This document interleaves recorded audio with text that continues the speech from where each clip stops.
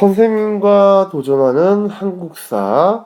오늘은 2-2 세계 속의 고려에 대해서 알아보도록 하겠습니다. 자, 후삼국을 통일한 고려. 당시 고려와 주변 나라들의 관계를 한번 알아보도록 하겠습니다. 자, 고려 주변에 있던 큰 나라들은요, 바로 거란, 송, 그리고 여진이 있었습니다. 자, 거란과의 관계를 먼저 알아보면요. 우선 거란은 중국 북쪽 지역에 흩어져 살고 있던 유목민족이었는데 그 일부는 고구려의 지배를 받다가 고구려 멸망 후에는 당의 지배를 받습니다. 근데 이들이 부족을 통일해서 나라를 세우고 발해를 멸망시키는데요. 바로 그들이 세운 나라가 요라고 하는 나라입니다. 거란은 나라 이름을 요로 고치고 강대국으로 성장한 다음에 이 고려를 위협하고 있는 상황이었습니다. 다음은 고려의 왼쪽에 있던 바다 건너에 있던 송나라에 대해서 알아보도록 하겠습니다. 이 송은요 중국을 통일하는데 당이 멸망한 이후에 그 혼란기를 수습하고 중국을 통일했습니다. 이 송나라는 고려와 친선 관계를 유지했는데요. 고려 같은 경우에는 사신을 보내 외교 관계를 맺고 친선 관계를 유지했습니다. 그 이유는 송의 발달한 문물을 받아들이기 위한 노력이었습니다. 송나라 또한 이 거란을 경계하기 위해서 고려와 친밀한 관계를 유지했습니다. 다음 고려의 북쪽에 있던 여진을 알아보면요. 여진 같은 경우에는 나중에 이 요나라가 거란이 세운 요나라가 힘을 잃을 때 크게 성장해서 고려의 국경을 위협합니다. 그래서 바로 이 여진이 세운 나라가 금나라라는 나라인데요. 나중에는 결국 이 거란이 세운 요나라를 멸망시킵니다. 다음은 고려의 대외 무역에 대해서 알아보도록 하겠습니다.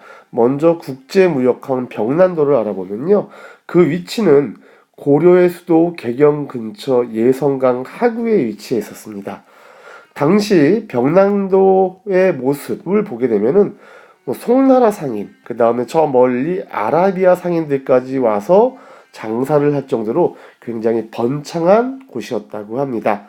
고려는 이 송나라와는 가장 활발하게 무역을 전개했는데 고려의 특산물이었던 금, 은, 나전칠기, 화문석, 특히 또 인삼, 종이, 먹 같은 것을 송나라에 수출을 했고요. 송나라로부터는 비단이라든가 약재, 그리고 선진 문물이 담겨져 있는 서적 등을 수입해 왔다고 합니다. 자, 북쪽에 있던 거란 여진, 고려가 얻을 수 있는 것은 많지 않았습니다. 하지만 어느 정도의 교류는 하고 있었고요. 반면 송과의 무역만큼은 활발하지 않았습니다. 자, 일본과는 무역이 활발하지 않았으나 그냥 형식적으로만 관계를 주고받았다고 합니다. 의외로 저 멀리 있는 아라비아와는 굉장히 활발한 무역을 했는데 송나라 상인들과 이 아라비아 상인들이 함께 고려에 들어왔고요. 이 아라비아 상인들에 의해서 고려가 코리아로 외국에 알려지게 되는 계기가 됩니다. 자, 고려 같은 경우에는 이렇게 무역이 발달하다 보니까 다양한 나라들과 수출 수입을 하다 보니까 화폐가 발달하게 되는데요. 결국 외국과의 무역이 활발해지고 결국 상업과 수공업이 발전하게 되니까 화폐가 필요하게 된 거죠. 종류는 은병과 금속 화폐가 있었습니다. 은병은 말 그대로 은으로 만든 병 모양의 화폐였고요. 금속 화폐는 건원중보라든가 해동통보가 있었습니다. 실제 당시의 모습을 보면은 나라에서는 화폐 사용을 늘리려고 노력했지만 실은 큰 효과를 보지 못했다고 해요. 무역에서는 주로 국제화폐였던 은이 사용이 됐고요. 나라 안에서는 금속화폐 대신에 주로 쌀과 옷감이 사용되었다고 합니다. 고려시대의 무덤에서 보면요, 중국 동전이 많이 발견이 되는데, 고려가 활발한 무역 활동을 했구나 하는 그런 증거가 된다고 합니다. 당시 고려의 수도였던 개경은 국제적인 도시로 유명했다고 해요. 국제 무역 도시로 외국 사람들이 끊임없이 오가면서 무역을 했었고요. 팔관회라고 하는 불교 행사가 열리면 송나라, 여진, 아라비아 상인들도 참여할 수 있을 정도로 큰 행사를 수도 개경에서 치루었다고 합니다. 또한 교통의 중심지로 육로뿐만이 아니라 바다를 통해 외국으로 가는 무역로가 개경으로 가는 입구였던 병난도에서 시작을 했고요.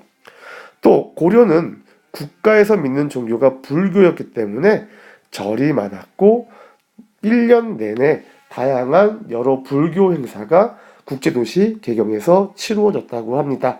자, 오늘은 선생님과 함께 이렇게 세계 속의 고려에 대해서 공부해 보았습니다. 모두 수고하셨습니다. 선생님이 하나 실수를 했네요. 끝난 게 아니라 몇 가지 설명을 더 해야 되는데 잠깐 실수를 했습니다. 자, 고려의 화폐 은병. 아까 전에 앞에서 말씀드렸던 것처럼 은병은 은으로 만든 호리병처럼 생긴 화폐로 활구라고 불렸는데요. 고려에서는 무역이 활발해지자 상업과 수공업이 발달했었고 국제적으로 사용하게 되는 은병을 만들어서 무역에 활용했다고 합니다. 자, 그리고 꼭 기억해야 될 것 중에 하나가 국제무역항, 고려의 병난도를 좀 기억해 주시고요. 고려에서 온 아라비아 상인들이 고려의 이름이 코리아다라고 해서 우리의 지금의 국명이 외국에서 코리아가 된 게 바로 이 고려에서 온 거다라는 걸 기억해 주시면 되겠습니다. 자, 이 부족이 부족을 통일하여 나라를 세우고 발해를 멸망시킨 나라, 바로 거란입니다. 거란. 바로 발해를 멸망시킨 나라가 바로 이 거란족이 되겠고요. 고려는 중국을 통일한 이 나라에 사신을 보내고 친선관계를 유지했는데, 자, 고려가 친하게 지냈던 중국의 나라는 송나라가 되겠습니다. 자, 그 다음 국제무역항. 예성강 하구에 있던 고려를 대표하는 국제무역항은 반드시 기억해야 되겠죠. 벽난도이겠습니다. 벽난도. 자, 그리고 고려의 이름이 코리아로 외국에 알려지게 된 것은 바로 앞서 이야기했던 것처럼 아라비아 상인에 의해서라는 거 정도 기억해 주시면 세계 속의 고려의 모습을 어느 정도 여러분들이 이해했으리라 생각이 됩니다. 모두 수고하셨습니다.